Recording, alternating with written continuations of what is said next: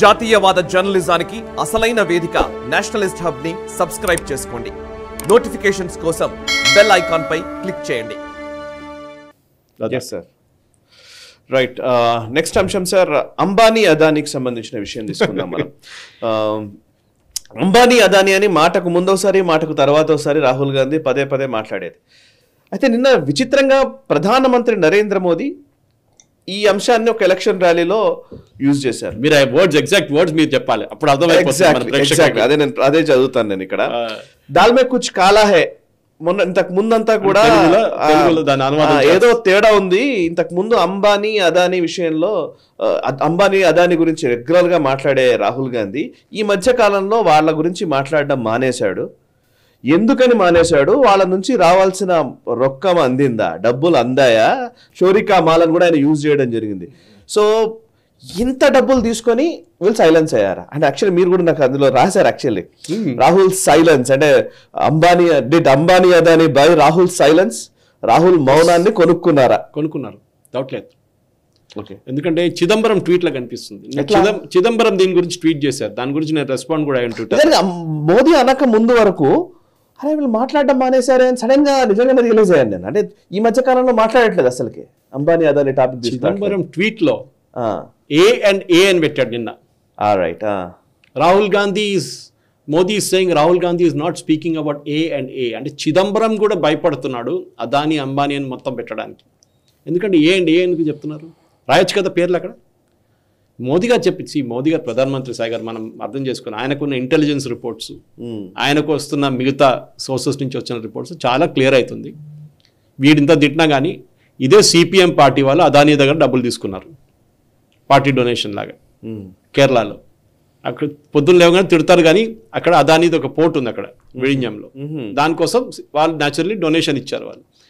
ఏ industrials కూడా సాయి గారు మన దగ్గర చూసాం మనం, ఇక్కడ నుంచి వెళ్ళిన electoral bonds. Electoral bonds still was a clean thing Sai గారు. ఎందుకంటే మీరు మీ చెక్ ఇచ్చేసి మీరు తీసుకుంటున్నారు ఎలక్ట్రల్ బాండ్స్. ఇది క్యాష్, ఇది క్యాష్. దానికోసం మోదీ గారు అన్నారు పూరా పేటీ ఆయా అంటున్నారు, మొత్తం డబ్బులు తీసుకొచ్చారా మీకు డబ్బులు అని చెప్పేసి. And this question is very good, ఎందుకంటే एग्जैक्ट वर्ड्स है ना.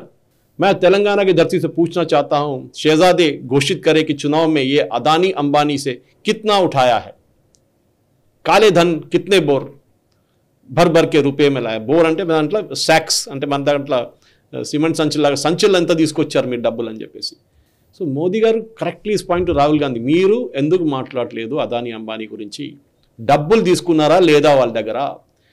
ఈ ఎలక్ట్రల్ బాండ్స్ వచ్చినప్పుడు ప్రశాంత్ కిషోర్ వీళ్ళందరూ ఏమనుకున్నారంటే ఆ ఎలక్ట్రల్ బాండ్స్ అదానీ అంబానీ కనిపిస్తారు డెఫినెట్ కానీ వాళ్ళ పేరు లేవు, అది ఎవరికి ఇవ్వలేదు అంటున్నారు. సో ఎక్కడికి ఇచ్చారు, ఎవరికి ఇచ్చారు? సో బీజేపీకి ఇచ్చుంటారు డెఫినెట్గా. నో పార్టీస్ అబౌవ్ దేవుడిలాగా ఎవడు లేడు ఇక్కడ. ఎవడో డబ్బులు తీసుకుని ఉంటాడు డెఫినెట్గా, దాంతో యూజ్ చేసుకుని ఉంటాడు ఎలక్షన్ ఫండింగ్లో. కానీ రాహుల్ గాంధీ ఎందుకు మాట్లాడలేదు? సడన్గా ఆపేశాడు. No Adani no Ambani. First అంబానీని డ్రాప్ చేసేసాడు. చాలా ఒక 3 నెలల నుంచి అంబానీ గురించి మాట్లాడలేదు ఎక్కువ. అదానీ ఒకటే ఉండే. తర్వాత అదానీ గురించి కూడా బంద్ చేసేసాడు. అంతే, వాడికి ఏదో వచ్చింది. కానీ దాని తర్వాత మనం చూసాం కాంగ్రెస్ వాళ్ళు మేము ఆల్రెడీ అటాక్ చేస్తున్నాం రెగ్యులర్గా అని చెప్పేసి. ఎవరు అటాక్ చేస్తున్నారండి? జయరాం రమేష్ ఏదో ప్రెస్ కాన్ఫరెన్స్ చెప్పేస్తే అయిపోతుందా? రాహుల్ గాంధీ ఎందుకు మాట్లాడలేదు? ఒకసారి డబ్బులు తీసుకున్న తర్వాత అది మనం ఎప్పుడైనా చూస్తున్నాం. మన జర్నలిజం ఉన్నాం సాయి గారు, గవర్నమెంట్ ఫ్రీ ప్లాట్లు ఇస్తాయి జర్నలిస్ట్కి. ఎందుకు ఇస్తారు? ప్రేమ ఏం లేదు వాళ్ళకి. ప్లాట్ ఎందుకు ఇస్తారంటే నువ్వు రేపు నోరు తీయకూడదు, నోరు మూసుకొని ఉండాలి, మేము ఏం చేస్తే కానీ నువ్వు అదే రాయాలి అని. దానికోసం ప్లాట్లు ఇస్తారు ఫ్రీగా గవర్నమెంట్. మన వాళ్ళేమో అది మనం ఏం ఎథిక్స్లో మేమే నెంబర్ 1 అంటే ethics you already taken free land from government, you know right to comment now on it. అది సేమ్ పరిస్థితి ఇక్కడ. నువ్వు ఒకసారి డబ్బులు తీసుకున్న తర్వాత నీకు మాట్లాడడానికి ఏ అధికారం లేదు దాంట్లో. You have no right to speak against Adani and Ambani because you taken money. ఏమైనా అంటే వాడు అంటారు రేపు మేము ఇంత ఇచ్చాము వాడికి అని. వాళ్ళు చెప్పరు బికాజ్ ఆ root of money is something different అని అందరికి తెలుసు. పాలిటిక్స్ ఎట్లా నడుస్తుంది అంతా అని చెప్పేసి. కానీ దీంట్లో ఏం అర్థం చేసుకోవాలంటే ఈ క్రానిక్ క్యాపిటలిజం అంట. ఎందుకంటే దాని తర్వాత మోదీ గారు ఈవెన్ రేవంత్ రెడ్డి గురించి అన్నారు, ఆర్ఆర్ ట్యాక్స్ నడుస్తుంది ఇక్కడ, ఒక ఆరు డబ్బులు తీసుకొని ఇంకొక ఆరు పంపిస్తున్నాడని. రేవంత్ రెడ్డి తీసుకొని రాహుల్ గాంధీకి పంపిస్తున్నాడు. ఆర్ఆర్ఆర్ సినిమాలో 3 ఆర్లు ఉంటాయి కానీ ఇది దానికన్నా పెద్ద కలెక్షన్ నడుస్తుంది ఇక్కడ అని చెప్పేసి. ఎందుకంటే కాంగ్రెస్కి కరెక్టే, కాంగ్రెస్కి ఉన్న 2 సోర్స్లే ఉన్నాయి సాయి గారు, ఒకటి కర్ణాటక, ఒకటి ఆంధ్రప్రదేశ్. మిగతా వాళ్ళకి డబ్బులు రావడానికి ఏ స్టేట్ నుంచి డబ్బులు రావు. సో ఇప్పుడు అలిగేషన్స్ ఏంటంటే ఈ డబ్బులు వచ్చేది తెలంగాణ నుంచి వెళ్తుంది, ఆంధ్ర నుంచి. Naturally as a prime minister ఆయన దగ్గర ఇన్ఫర్మేషన్ ఉంటుంది, ఎవరికి ఎంత డబ్బులు ఎక్కడి నుంచి పోతున్నాయని డైలీ ఆయనకి పొద్దున బ్రీఫింగ్ ఉంటుంది, ఇంటెలిజెన్స్ బ్రీఫింగ్. దాంట్లో చెప్తారు ఇక్కడ నుంచి ప్రైవేట్ ఎయిర్క్రాఫ్ట్ పోయింది, ఇక్కడ వెళ్ళి ల్యాండ్ అయింది, అక్కడి నుంచి అక్కడికి డబ్బులు పోయిందని. కాంగ్రెస్ డబ్బులు లేదని వాళ్ళే చెప్తున్నారు. కరెక్ట్. ఒక ఎలక్షన్ నడిపించాలంటే చిన్నపిల్లల ఆట కాదు ఇది. అవును, they need lot of money, చాలా డబ్బులు కావాలి, కోట్లు. ఒక కాన్స్టిట్యున్సీలో సౌత్లో ఎస్పెషలీ ఆంధ్ర తెలంగాణ లాంటి రీజన్లో 50 నుంచి 100 కోట్లు అయితే నార్మల్, చాలా నార్మల్. సో అట్లాంటి పరిస్థితుల్లో డబ్బులు కావాలంటే ఈ ఫ్లైట్లు బుక్ చేయడము, private aircraft, stage, mike system, ఇది అంతా నడిపేయాలంటే 10 కాదు. నిన్న కూడా చూసాను, మన ఎయిర్పోర్ట్ నుంచి వస్తున్నాడు, లే నుంచి వచ్చినాడు, గంటన్నర నేను శంషాబాద్ ఎయిర్పోర్ట్ దగ్గర స్ట్రక్ అయిపోయాను. ఆ పుష్పక్ బస్సులో ఉన్నాను నేను, మన ఎలక్ట్రిక్ బస్సులో.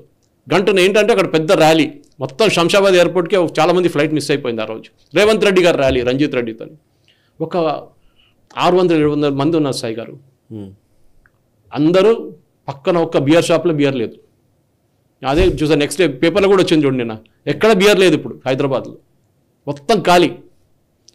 అదే దిస్ వన్ నెక్స్ట్ డే నేను బండల్గూడలో చూశాను, ఇదే ర్యాలీ రంజిత్ రెడ్డిది, ఇదే మనుషులు అక్కడ కూడా ఉన్నారు. You can clearly make out some of them.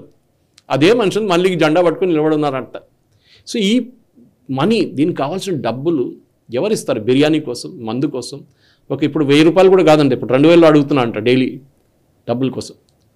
This is where the entire corruption stems from. నేనేదో బీజేపీ, మహాత్మా గాంధీ తర్వాత బీజేపీ వచ్చారని చెప్పట్లేదు, బీజేపీ వాళ్ళు కూడా ఉన్నారు దీంట్లో.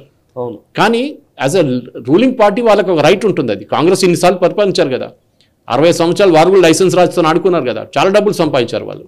ఇన్ఫాక్ట్ ఫ్రీడమ్ మూవ్మెంట్ చూడండి సాయి గారు, ఫ్రీడమ్ మూవ్మెంట్లో మహాత్మా గాంధీని స్పాన్సర్ చేసింది ఎవరు? జమ్నాలాల్ బజాజ్ ఇట్లాంటి వాళ్ళు. సో న్యాచురల్లీ ఆ లైసెన్స్ రాజు వాళ్ళు తీసుకొచ్చిన ఎనీ మూవ్మెంట్ ఖచ్చితంగా డబ్బున్న వాళ్ళు స్పాన్సర్ చేస్తారు. ఫ్రీడమ్ మూవ్మెంట్, మన తెలంగాణ ఉద్యమం చూసినా, జయాంధ్ర ఉద్యమం చూసినా, లేకపోతే ఎనీ ఉద్యమం ఫర్ దాట్ మ్యాటర్, నిజానికి ఒక మూవ్మెంట్ జరగాలన్నా, ఒక ముందుకు జరగాలన్నా డెఫినెట్లీ ఫైనాన్స్.